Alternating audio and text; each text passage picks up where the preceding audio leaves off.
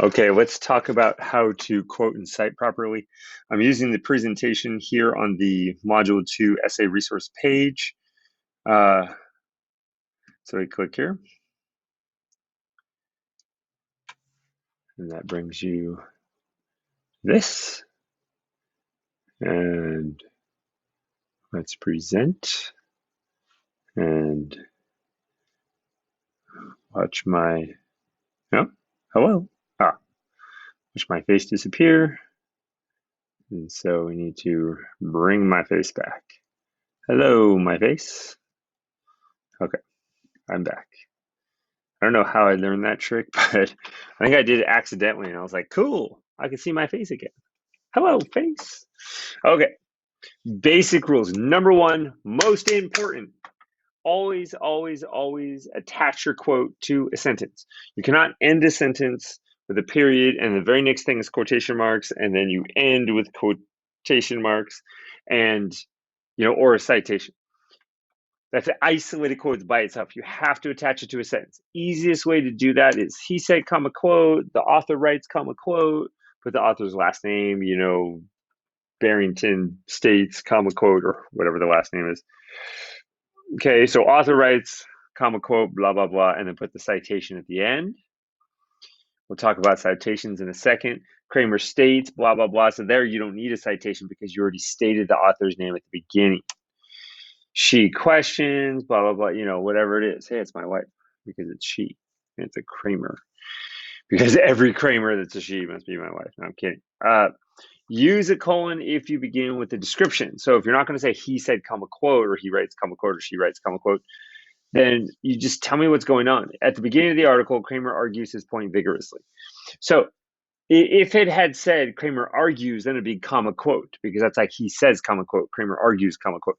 But here it's just telling me what I'm doing. He's arguing his point vigorously, colon. Why do seniors have to go to school? I mean, why do they even have to go to school? They should just be given automatic A's in all their courses, shouldn't they? Many senior voiced, I think it's seniors.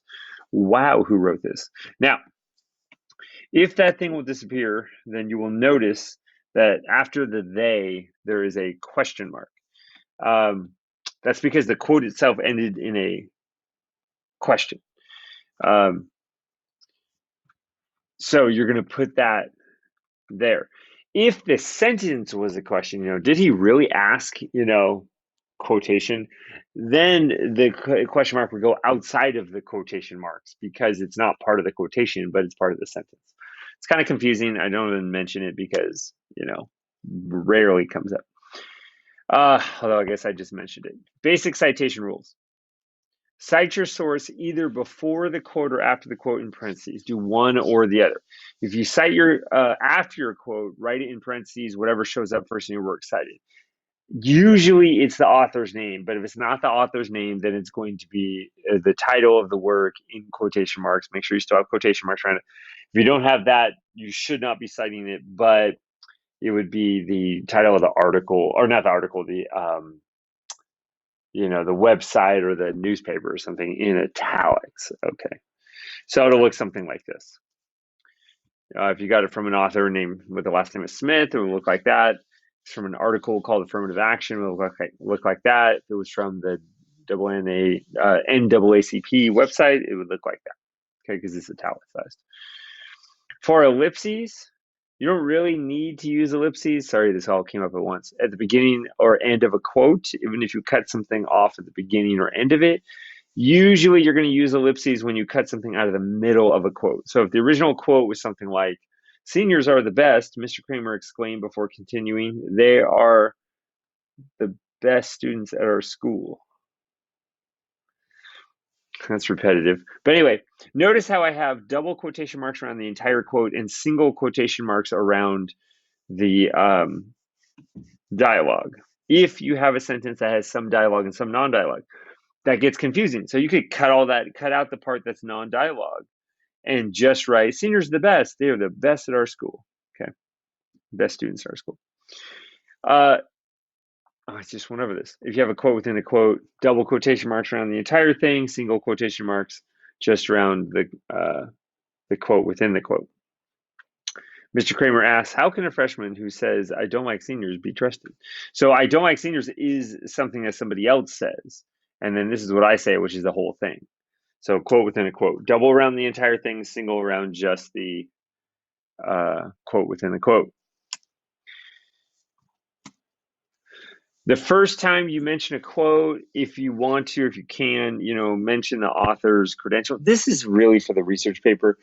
You're not really going to do this for this paper because you're writing a letter to the editor. So you don't need to give the author's credentials because the editor is the one who edited, like put together the article and put it in the newspaper. So you don't need to do that. If anything, I would just for this particular paper, if we're talking about the module 2 paper, you should just put the author's last name in parentheses after the first quote. That's the easiest way to do it. Okay. For your research paper, which is module 3, and this will apply to module 4 as well, then you're going to do something like this. Jim Thuman, author of 14 best-selling books on lizards, writes in a Time magazine article called Lizards Rule the World, quote, lizards have become the single most important creature in our houses. So, like, that is a good way to quote because you're giving the legitimacy of the author, what magazine it came from or what newspaper it came from. That's all good information, okay? But you don't need it for the module 2 paper. So module 2, just do this. It should look something like this. She questions, blah, blah, blah, Kramer. Right? The author writes, blah, blah, blah, Kramer. Something like that. Okay. Now, if you want to, you could do fancy pants quoting. This is where the sentence flows so nicely that you don't even need a comma or a colon. It doesn't sound like you're quoting. Okay, so it's something like this. Mr. Kramer seems to think that every senior on campus has seniority over everyone else, even if not everyone agrees with him. That doesn't sound like a quote. So just put the quotation marks in. I had to use a comma because, just sentence grammar, right? And that's fine too. But a lot of times when you do that, you need to change the quote around a little bit to make it fit or to clarify or something like that. So if you're going to change a quote, most of the time you want to keep quotes exactly as they were originally written.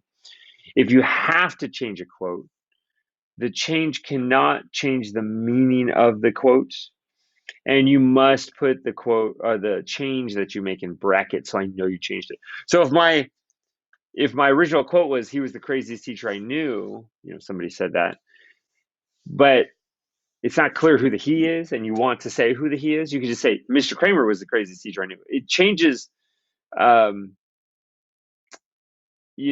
sentence, but it doesn't change the meaning. He was Mr. Kramer. It's the same thing. So the change was made to clarify who he was. Okay.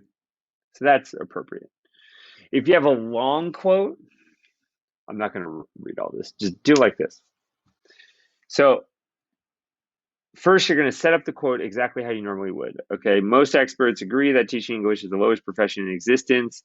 For example, in his New York Times article, Who Wants to Be an English Teacher? Question, not me. Damien Chazelle Kramer describes his first day teaching freshman : So you set it up with a colon, enter, tab, tab. So you double indent, and then you put the quote in. There's no quotation marks around any of it. I write it exactly how it is.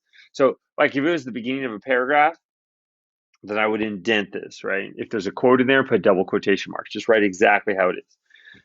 I'm not going to read this. This is something I just made up that's hilarious. So you can read it if you want. And then when you're done, if you need a citation, put the citation in with no period after the citation.